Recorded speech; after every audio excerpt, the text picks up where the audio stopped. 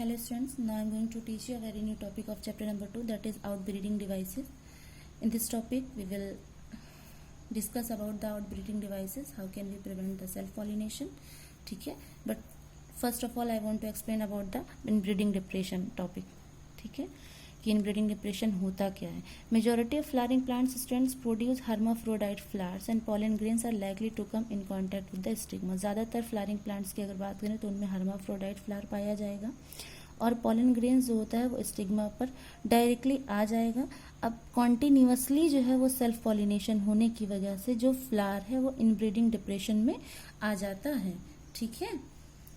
यहाँ पर आप समझ लीजिए, मान लीजिए यह है आपका फ्लावर, स्टिग्मा और आपका एंथर क्लोजली रिलेटेड या सेम फ्लावर पर आपका मेल और फीमेल दोनों ही रिप्रोडक्टिव पार्ट प्रेजेंट होने की वजह से जो पॉलन ग्रेन्स हैं वो डायरेक्टली स्टिग्मा पर लैंड करते रहते हैं और कॉन्टिन्यूसली इनके लैंड करने की वजह से जो फ्लावर है वो इनब्रीडिंग डिप्रेशन में आ जाता है. इसी फिनोमिना को हम इनब्रीडिंग डिप्रेशन के नाम से जानते हैं. होप कि आपको क्लियरली समझ में आ गया हो.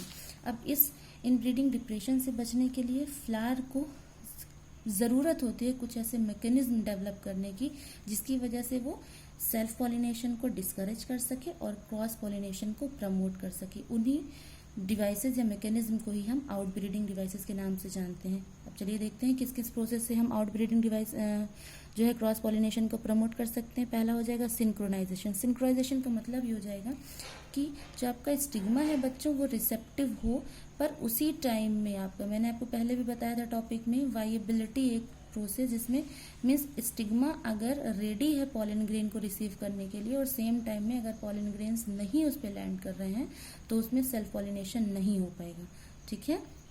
The some species pollen release and stigma receptively are not synchronized. कुछ स्पीशीज में पॉलन जो है वो उसी टाइम पर जिस टाइम आपका स्टिग्मा रेडी होता है उसको रिसीव करने के लिए उस टाइम में नहीं पहुंच पाता है, जिसकी वजह से आपका इनब्रीडिंग डिप्रेशन या सेल्फ पॉलिनेशन नहीं हो पाएगा, ठीक है. नेक्स्ट आ जाएगा in some other species the anther and stigma are placed at different position. अगर दूसरी स्पीशीज की बात करें तो स्टिग्मा जो है आपने यूजुअली देखा है कि स्टिग्मा का पॉलन ग्रेन जब तक स्टिग्मा पर नहीं लैंड करेगा तब तक फर्टिलाइजेशन का प्रोसेस नहीं हो पाएगा. तो स्टिग्मा और एंथर जो है ये डिफरेंट पोजीशन पर लोकेट होने की वजह से जो है वो स्टिग्मा रिसीव नहीं कर पाती है पॉलन ग्रेन्स को और फाइनली फर्टिलाइजेशन नहीं हो पाएगा, ठीक. In some other species the anther and stigma are placed at different position. ये अलग अलग पोजीशन पर लोकेट होने की वजह से भी आपका सेल्फ पॉलिनेशन नहीं हो पाएगा. उस कंडीशन में भी क्रॉस पॉलिनेशन होने के चांसेस रहेंगे. नेक्स्ट आ जाएगा सेल्फ इनकॉम्पेटेबिलिटी. ये आपका एक जेनेटिक मैकेनिज्म है स्टूडेंट्स. इसके थ्रू क्या करता है, स्टिग्मा के पास एबिलिटी होगी कि वो खुद ही रिकॉग्नाइज कर ले, ठीक है, कि उसके पास कौन सा पॉलन ग्रेन उसके लिए कॉम्पैटिबल है और कौन सा इनकॉम्पेटेबल, मीन्स कौन सा उसके लिए यूजफुल है और कौन सा नहीं.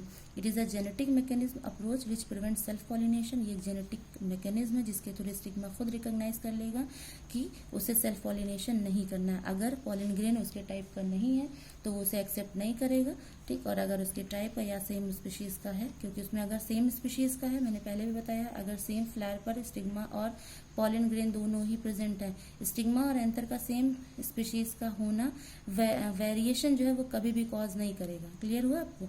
वेरिएशन अगर लाना है तो उसके लिए ज़रूरत है कि डिफरेंट स्पीशीज़ के पॉलन ग्रेन को स्टिग्मा पर लैंड कराया जा सके. अब वो प्रोसेस इसके थ्रू आपकी स्टिग्मा खुद रिकॉग्नाइज कर लेगी कि उसे एक्सेप्ट करना है या नहीं करना है. इस फिनोमिना को हम सेल्फ इनकॉम्पेटेबिलिटी के नाम से जानेंगे, ओके. इसके थ्रू भी हम सेल्फ पॉलिनेशन को प्रिवेंट कर सकते हैं और फ्लावर को इनब्रीडिंग डिप्रेशन से बचा सकते हैं, ओके. नेक्स्ट टॉपिक है पॉलन पेस्टिल इंटरेक्शन. इस टॉपिक में मैं एक्सप्लेन करूंगी कि पॉलन पेस्टिल का इंटरेक्शन एक्चुअली होता कैसे है. Pollination doesn't guarantee transfer of right type of pollen grain, ठीक. पॉलिनेशन का मतलब होता है एंथर से स्टिग्मा पर पॉलन ग्रेन का ट्रांसफर होना. अब अगर एंथर से स्टिग्मा पर पॉलन ग्रेन्स ट्रांसफर हो रहे हैं तो जरूरी तो है नहीं कि जितने पॉलन ग्रेन्स गिरे हैं या लैंड किए हैं स्टिग्मा पर वो राइट टाइप के ही हों, ठीक है. Right type means compatible that can be germinate easily, ठीक है, of the same species as stigma often. Pollen of the wrong type either from other species or from the same plant, it is self incompatible also land on the stigma. ज़रूरी तो है नहीं कि same species का ही pollen grain आपके stigma पर land कर, हो सकता हो किसी दूसरे स्पीशीज़ का भी पॉलन ग्रेन आकर के स्टिग्मा पर लैंड कर गया हो। तो अगर डिफरेंट होगा तो आपका इनकॉम्पेटेबल कहलाएगा, और अगर सेम स्पीशीज़ का है तो आपका कहलाएगा कॉम्पैटिबल। ठीक।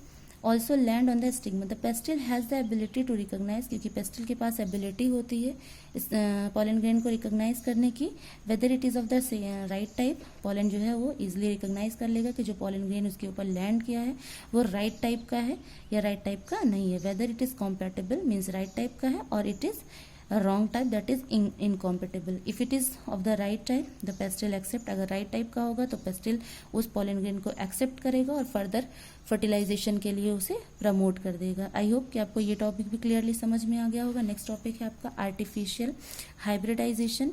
It is of one major approach of crop improvement. Hybridization को यूजुअली आपने सुना होगा, इस वर्ड से आप फैमिलियर होंगे आई होप, कि क्रॉप प्रोडक्शन के या इम्प्रूवमेंट करने के लिए हम आर्टिफिशियली डिफरेंट वैरायटी के सीड्स को हाइब्रिडाइज कराते हैं या प्लांट को हाइब्रिडाइज कराएंगे ताकि हम ज़्यादा हाई यील्ड के क्रॉप को फॉर्म कर सकें या प्रोड्यूस कर सकें। In such crossing experiment it is important to make sure that only the desired pollen grains are used for pollination. इस प्रोसेस को करने के लिए ज़रूरी है कि जो डिजायर्ड कैरेक्टर का ही पॉलन ग्रेन हो वही यूज़ हो पॉलिनेशन में, क्योंकि अगर हमें डिजायर्ड हमारी जो हम चाह रहे हैं कैरेक्टर्स के प्लांट अगर वो नहीं है तो हमारा जो प्रोजेनिंग होगा उसमें डिजायर्ड कैरेक्टर या सुपीरियर क्वालिटी का वो नहीं प्रोड्यूस हो पाएगा। ठीक है। And the stigma is protected from कंटिमिनेशन from unwanted pollen grain.